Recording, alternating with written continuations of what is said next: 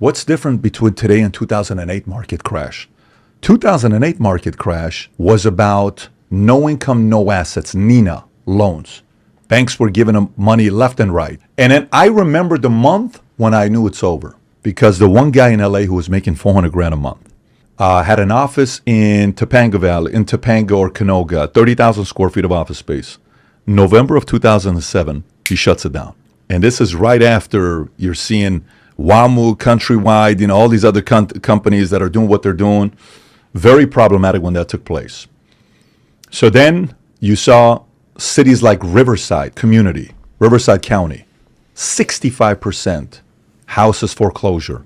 Then you have people that were buying 5-6 homes paying the negative amortization payment, which means if you got a loan, this was a program that came here from Australia. It's what the story you always hear about, that this program was in Australia. We brought it in America. It was meant to only be for people who are affluent. Okay, you got a $20 million loan on a house. You got $40 million in a bank account. I'll give you $20 million. No problem. You got 4 payments to make. You got your 15-year loan, which is going to be the biggest loan. You got your 30-year fix, which is going to be reasonable, but it's not a 15-year loan. Then you have your interest only, that you're literally only paying interest, and the loan stays the same amount. Or you got your negative amortization payment, which means the loan gets bigger every month that you pay it. So for example, for the average person in America, it would have been something like this. It would have been NAGAM payment was $1,200 a month. Interest only was $1,800 a month.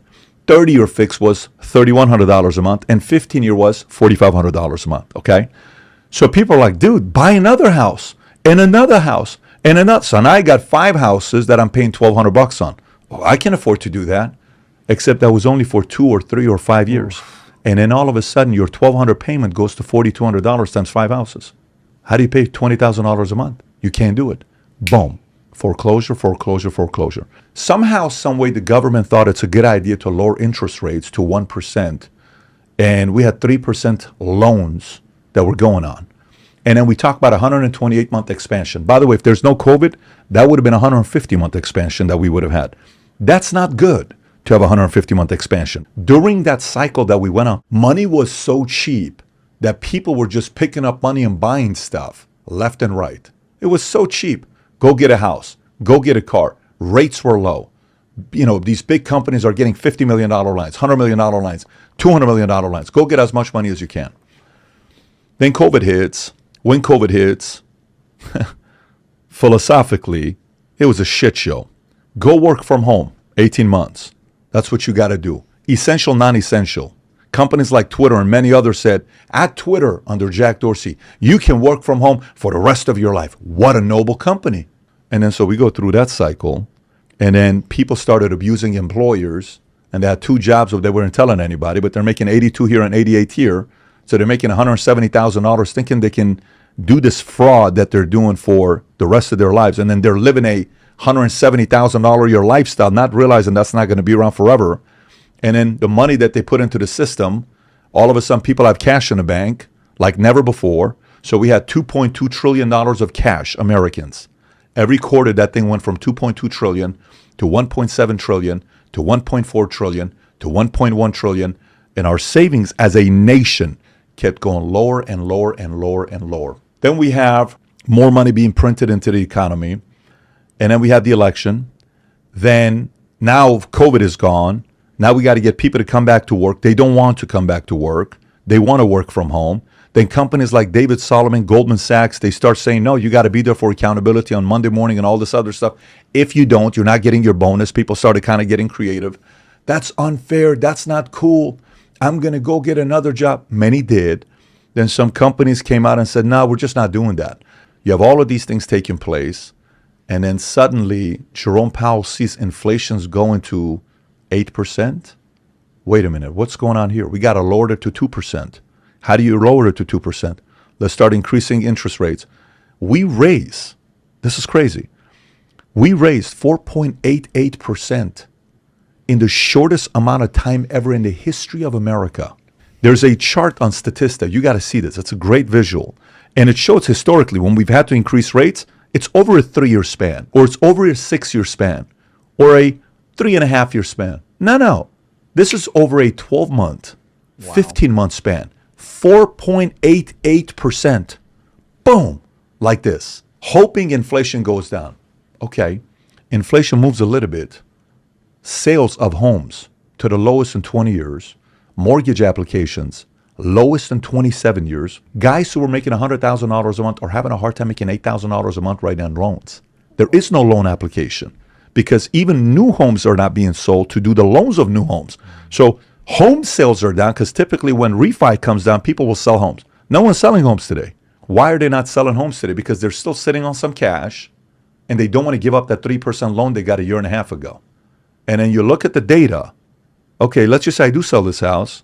I got to go buy another house, but I got to get that house at 8%. I'm not willing to do it. Why would I do it? So I'm not going to. There is no motive to sell the house. So now, what's the ticking time bomb? A few things. One, Jerome Powell is trying to increase rates, hoping unemployment increases, because that's what we need.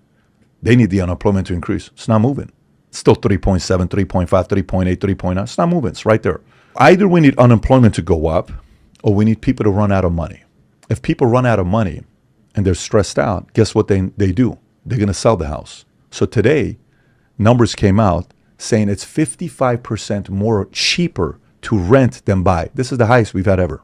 It's 55% cheaper to rent than to buy today. This is not a buying season. This is a renting season, okay? This is what Wall Street Journal, many of these other articles we'll talk about. The economy's growing. The economy is going up. Dow Jones, it's killing it. Based on 7 companies, Magnificent 7. And you know who these Magnificent 7 companies are? NVIDIA, you got these Facebooks, the Amazons, the Apples, these 7 companies that are preventing the market from having a crash. Then while all this stuff is taking place, Powell now is dealing with a war. He's afraid. He wants to raise the rates a quarter, but due to the war that took place in Israel, he doesn't.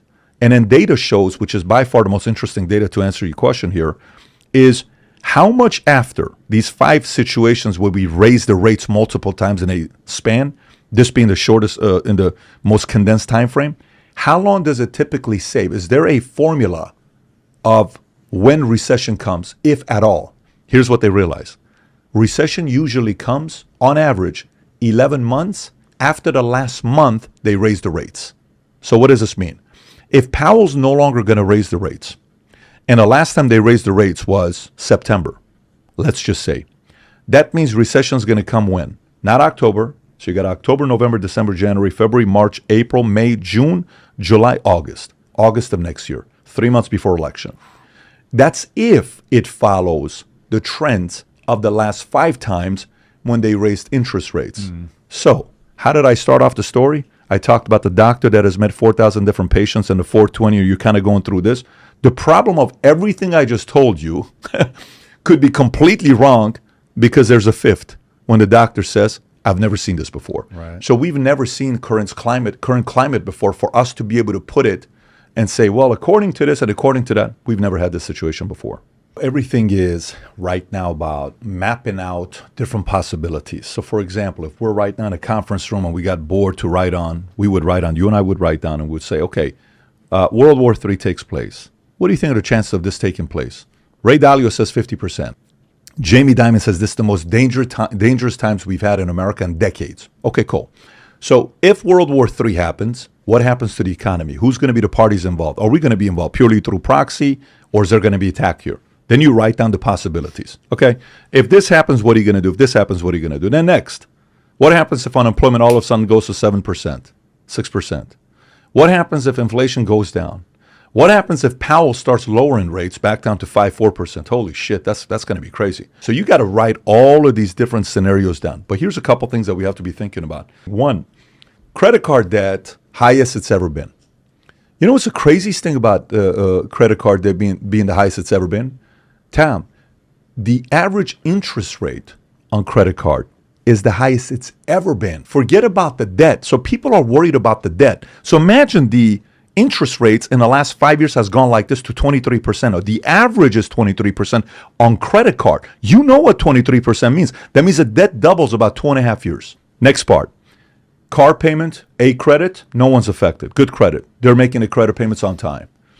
Mortgages, we're not saying anything crazy with people with bad credit not making payments. We're still good. Car payments and subprime, they're seeing a spike and defaults, where people are not making car payments. The first sign you're seeing on what's taking place. No problem. Let's go to the next one. That's the scariest one. U.S. has $33 trillion of debt, worst it's ever been, the highest it's ever been. What does that really mean? Nobody can really figure it out. Here's what it means. Of the money that we have, about 8 trillion of it, the rates are going to recalibrate, and we're going to have new rates that we're going. Every single time the rates go up 1 point, just 1 point for the U.S. government, our interest payments increases by $320 billion. So imagine we raise rates by 3 points. Just interest, it's $1 trillion more per year. If it's 6%, $2 trillion more per year. Then last thing that I'll just kind of get you to be thinking about. So anytime you want to know if the economy is back to normal, go to Vegas. If Vegas is humming, like, okay, we're good. And always, whenever you go to Vegas, talk to cab drivers and talk to the drivers who are doing Uber. Always ask, how's conventions doing? How are you seeing with traffic? Are you noticing things canceling? No, this has been crazy for us the last 3 months. Everything's good. But if they start seeing a downturn, they're typically an indicator of what's to come. One of my friends, their construction company does very well. We have these 3 clients that we have who are doing transportation. 2 of them are doing 100 million, 80 million a year. Numbers are down 40, 50%. One of them is doing $1 billion a year. Their revenue is down 70%. So let's actually talk about transportation. Why would transportation be down 70%? Aren't Walmart, Amazon companies ordering stuff to ship it from here to there? Why would that be lowering? What do they know that we don't know? Again, these are people who have data to insider stuff that we can sit there and say, these are great indicators when you're studying these things on what's going on. Does this mean recession is going to come here? Like I told you earlier when we were talking, my bigger fear is a reverse market crash, which Venezuela just went through, which all of a sudden the rates get lowered and Dow and S&P goes. For example, a Michael Jordan card years ago, a BGS 9.5, sold for $78,000. I was like, oh my God, that's crazy. But then all of a sudden, all of these boxes kept entering the marketplace of 1986 Fleer. So guys started buying these things and they were sending more to get graded. The more they got cards graded, that $78,000 card, BGS 9.5, became a $60,000 card, $50,000 card, $40,000 card, $30,000 card. You can probably buy BGS 9.5 today for $20,000. So the inventory increases the more we print money. The more you print dollars and it's more accessible, the less it's valued, the less it's worth. So these are some things that's going on today. You know, like you sit there and you're like, okay, so does this mean guys are not going to make a lot of money? No. You're going to see the first trillionaire in the next 24 months because none of this is going to affect the guys at the top. None of it. This printing money, every time they print money, the guys at the top make more money. If there's anybody that should be against printing money, it's low and middle income families. If there's anybody that's for printing money, guess who it is? The guys at the top. Why? Because the poor and middle America can't keep money. They spend it. And when they spend it, what do they buy? A product owned by somebody in the S&P 500 or other people who have businesses. So when low and middle income families are like, look at these guys. All they care about is themselves. Let that bill pass for $2.7 trillion. You simply look at them and you say, you have no clue how money works. You have no idea how money works. Now, guess what? Let's print $10 trillion. The rich are okay with it. You ain't going to get the rich complaining about printing $10 trillion or $5 trillion. BlackRock's going to be like, all right, cool. We're at $8 to $10 trillion of money in our ETFs, and we're buying up a bunch of different companies. We're buying up all these properties today.